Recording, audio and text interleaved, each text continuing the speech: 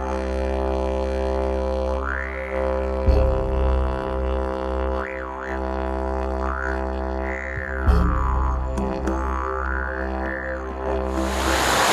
I'm the Wolfman, and I want to thank you so much for tuning into this video. Today we are going to take a look at the JK Custom Knives Pentagon T, and this particular knife is from Poland, and it was imported here into Canada by Barefoot Bushcraft.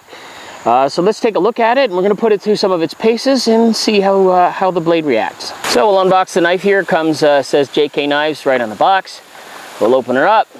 Got obviously has a knife inside, has a belt clip on it. Got the Kydex sheath, which is what I wanted, and pulls out. See how well it stays. Yeah, doesn't seem to fall out. That's always a good thing, right? We don't want the knife falling out. And we've got a little certificate of authenticity, tells us what kind of blade it is, right? It's a Pentagon T, it says it's D2 steel, has a hardness level, all that kind of stuff. And then of course a business card from the knife maker. So when we take the knife out of its sheath here, it's got a nice little thing right there. It's got a couple of different spots you can use the blade, right? You can hold it here. It's got a thumb guard there. It's got some stuff on the back of the blade right there, so you can kind of hold on to that, right? Feels good in the hand back here. Feels all right back here for more finer work. Almost a tanto tip, which is one of the reasons that I chose it. So it's not bad. The only thing that's really strange that lacks on this blade is I don't see anywhere here, I don't see the knife maker's mark. So I don't know if it was made in China or made somewhere else. So it doesn't actually say custom knives on it anywhere. Very strange that it doesn't have that. The other first thing that I notice is if you look at the edge on this blade is almost non-existent. Look how little it is. Hope the camera's picking that up. Like if I didn't know better, I would say it like had no edge on it whatsoever. And it's the same for that side. So yeah, so we'll see. Hopefully that's going to hold up to some general testing. Put it back in the sheath here, and yeah, let's get on to the next set of the testing.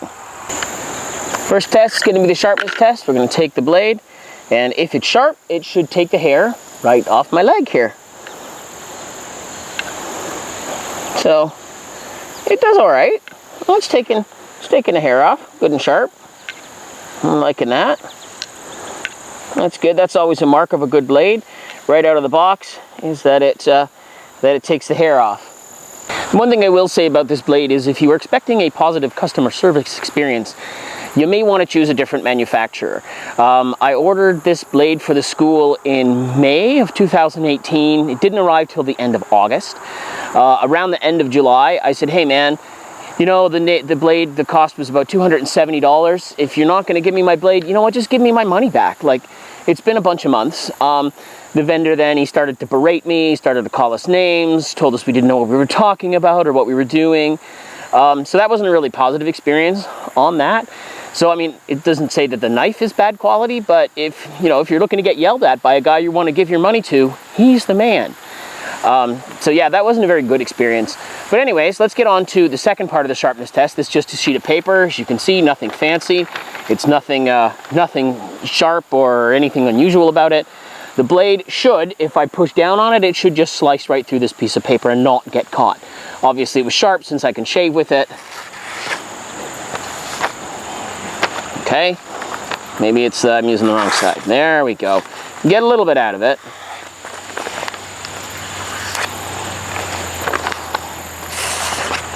So it's, there we go. Now we can get it to shave.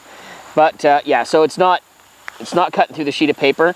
Like the Mora right out of the container, if you take the Mora and you just hold it up like this, it'll carve right through the piece of paper, but yeah. That's okay. Maybe it'll fare better in the next set of testing. So it's, if I push hard, I guess it's doing it, but for the most part, not shaving sharp, I guess, but not paper sharp. So next test is the ice block test. I got a block of ice here, got from a local ice place, and I'm going to take the blade and we're just going to hack at this like 10 or 12 times and just see what happens to the blade.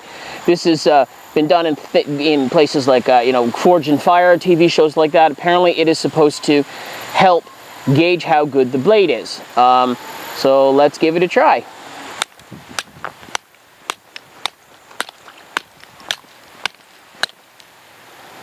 So, wow. Holy jeez. So the ice test, this is a terrible, terrible fail. The blade edge right there has actually all been like damaged. Look at that. Look at just a block of ice and nothing else. And look what it's done. It's like taken literally chunks out of the blade.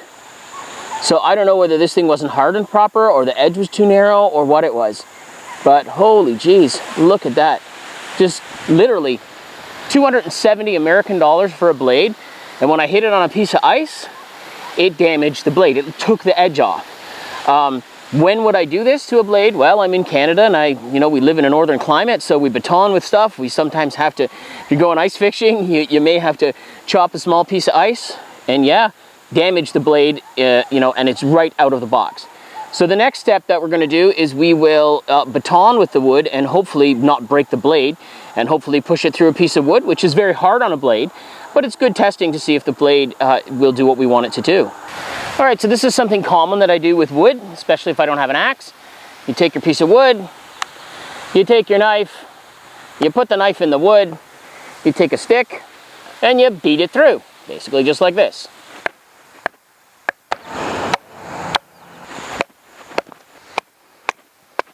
So as you can see with a little work, did go through, cut well, even though, chunks of the blade are missing. So no complaints there. Again, it feels good in the hand, feels good to baton, nice and heavy. I like the way it's put together. So the next thing, and I suppose this is a very common thing most people should do with the knife, is we're just gonna make some shavings. So hopefully, even with chunks of the edge missing, it'll make a nice little pile of shavings.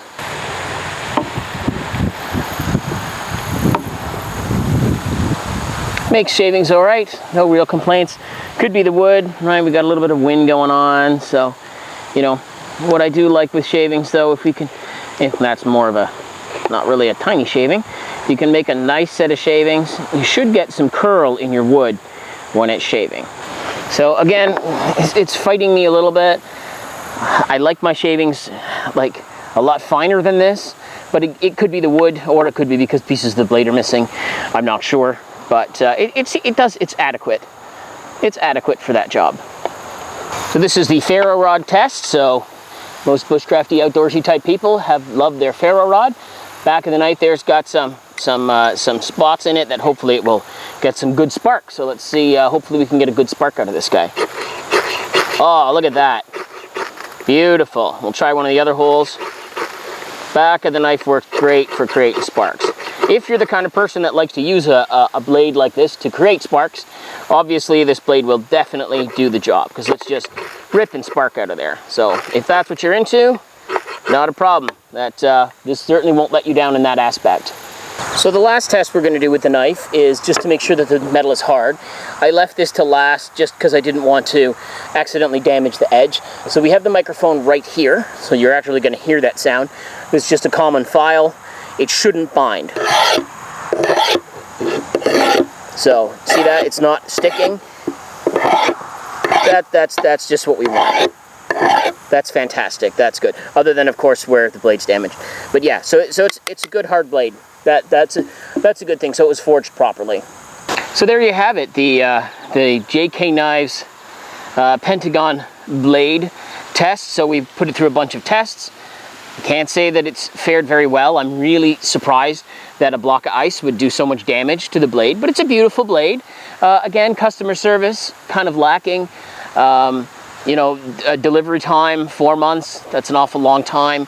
I had actually asked, just because there's no markings on the blade, I'd asked for photographs of the knife being forged or links to videos of the knife maker's forge.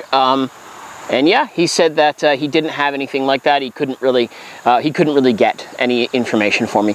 But that's all right. So I'm going to put the link right there if you're interested in one of these blades. Again, this one retailed for 270 American dollars. May or may not have shipping on top of that, depending on where it's going in the world. But yeah, so there's the blade. Once again, I want to thank you so much for watching.